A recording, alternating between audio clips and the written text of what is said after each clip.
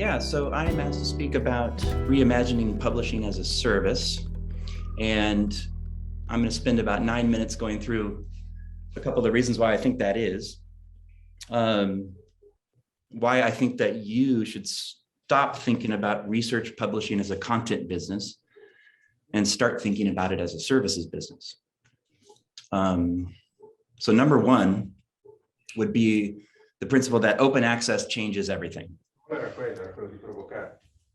The researcher is now the customer. And even if you're a publisher that it's not where all of your money is coming from, or even most of your money is coming from, it still changes everything. Even if you're a journal or a society, even if that has a prestigious enough of a reputation that attracts papers to you, like a tractor beam might attract papers to the Death Star, it still changes everything.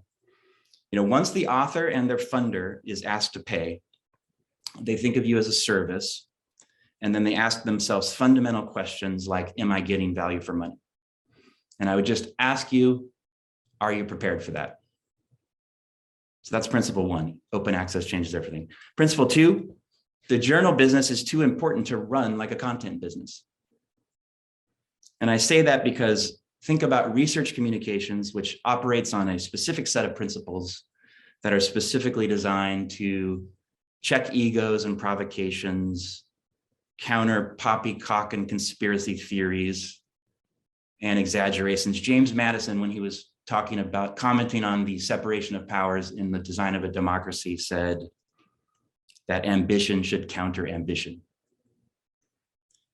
It's not about having great content, and content is not king. It's about research communication is about asking individuals to put their heads together to come up with something that is actually true, like, say, an mRNA vaccine.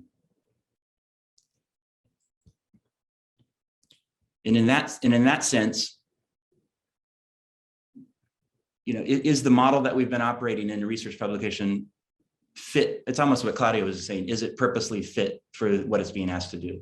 In the past, we've had what I would call the get the best content at all costs model, where publishers sell collections of content. And then as that happens, you start to drift into a certain direction where the larger players are scooping up the quality smaller players to anchor their subscription packages, sometimes on a loss-leading basis. Libraries are forced to buy these collections from fewer major publishers, getting titles that are heavily used in order to get the stuff they need. And independent society publishers are seeking the revenue protection that comes from being in the bundles of these majors, and they give up some of their independence in doing this. And this has ticked along quite nicely in the era of subscription. And I think this model makes sense if you're Netflix or HBO, because you're only adding content when you can extract sort of incremental price from it.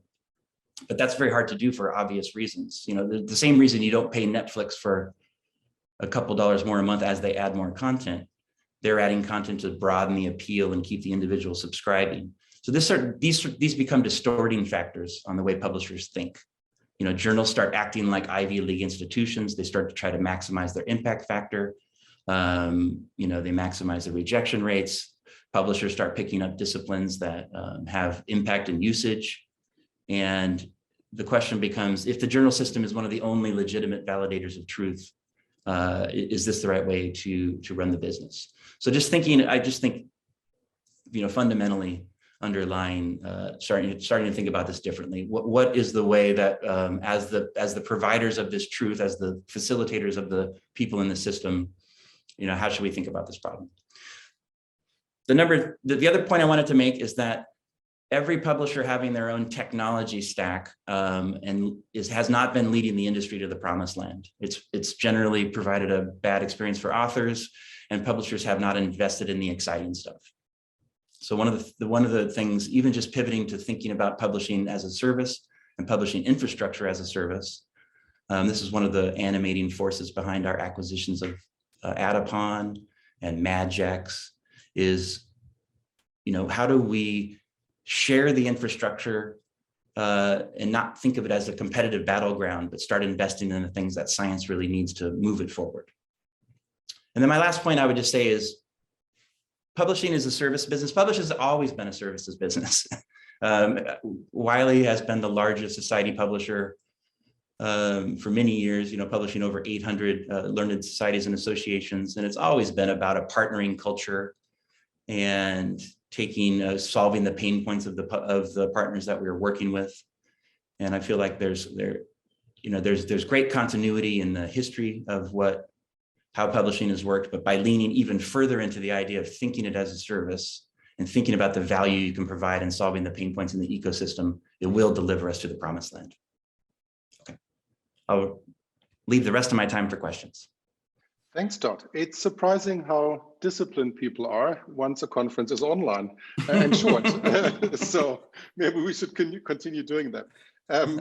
Todd, I think that was really interesting, and especially your point about the sharing economy as a paradigm, if you want. I don't know whether the term is too big, but tell us a little bit more about that, because I think that's interesting. So far, it is about competitive boundaries. Make sure that you basically are in command of the top technology, content, customer relation, whatever it might be.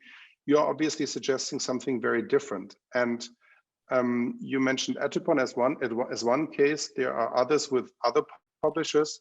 Do you see this really as a new paradigm in publishing, or is this just coincidence at this point? I definitely think the best analogy to use, and I've probably said this too many times at this point, but it's kind of like airports and airlines, in the sense that, airlines compete against each other.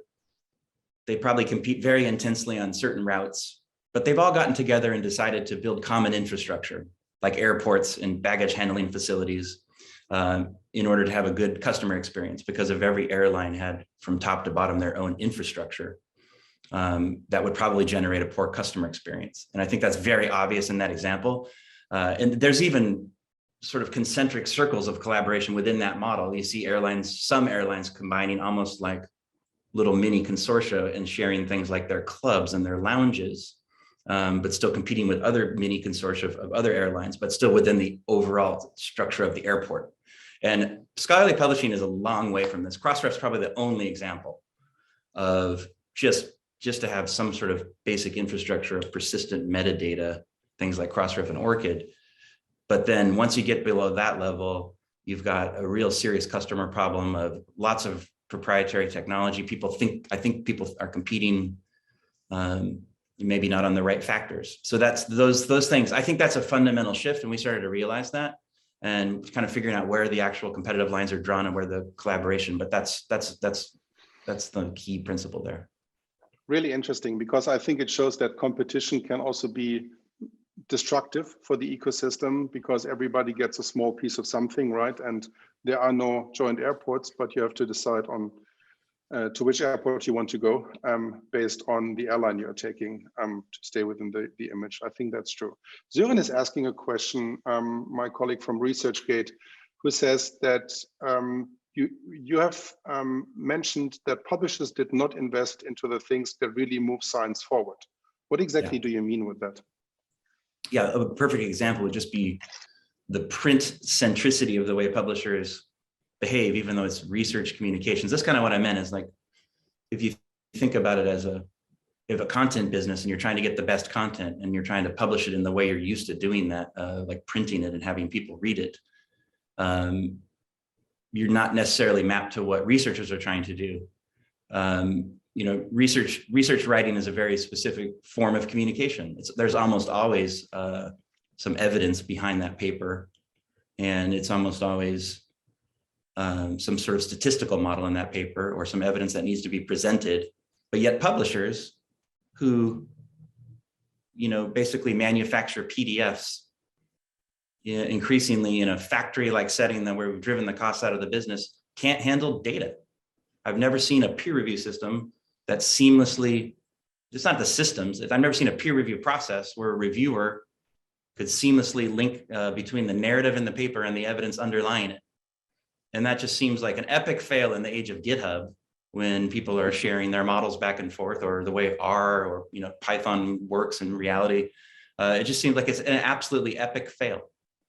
And that's a perfect example of where publishers have not even started the process of really taking on that problem. Thanks a lot. Next question from Jamie. Books live in a different world if you compare them with journals. And I love this question, as you will hear in a second. Please, would you share your opinion about books and open access, and what business models have some relations with it? What do you think about books? This seems like a plant from you. I think there's interesting innovation going on in the open access books with things like Knowledge Unlatched. I mean, just the idea that trying to find ways of making them open access. I mean, clearly scientific monographs are very similar to journals in the sense that, you know, it's almost a change in the way the cadence works, but like they're starting to increasingly start to behave like journals, publishing one chapter at a time as they come out and things like that. So you see a merge of what I would consider like the classic STM books, like monographs and journals seem to be wanting to like come together more in a more like sort of interesting model. And I think that's going to be interesting to see how that shapes up. But, you know, I don't know that much about books. You know, I think there's a tension there between the publisher's desire to, you know, publish, you know, front list titles that, you know, have high demand and can drive price, between the academic institution's desires for collection development and to represent, you know, the broad range of academic thinking. And certainly books are where you crystallize long form knowledge that journals will never be suitable for. But the business models they seem, you know, I don't know if I have a strong opinion about where things are headed. I think, you know, it seems to be kind of in a equilibrium at the moment. And I imagine that will continue. Perfect. Thanks. Hannah, any question from you to Todd? Yeah, well, Todd, you said that that in an ecosystem where journals are the arbiters of truth, publishing, or how are you thinking about this problem as from the position of a publisher? Is it through investing in startups? Is it through building your own additional services? Like what in your opinion needs to change or doesn't need to change in order to address I think, you know, for one reason, I think it's okay to think about publishing more. And I feel like those are almost forbidden words at a publishing house, to think about how I'm going to dilute my quality by thinking about how publishing more. But I would ask to flip that question to say, is driving the impact factor and reputation of your titles so that you can command a high subscription price the best thing for the research enterprise? Or are you really providing a validation service for that research? I'm not asking that you reduce your quality levels. I'm asking that publishers increasingly validate the research that deserves to be disseminated. And open access is just a complete you know, if you think about publishers, all journals want to kind of historically want to climb up the ladder of prestige, rejecting more papers.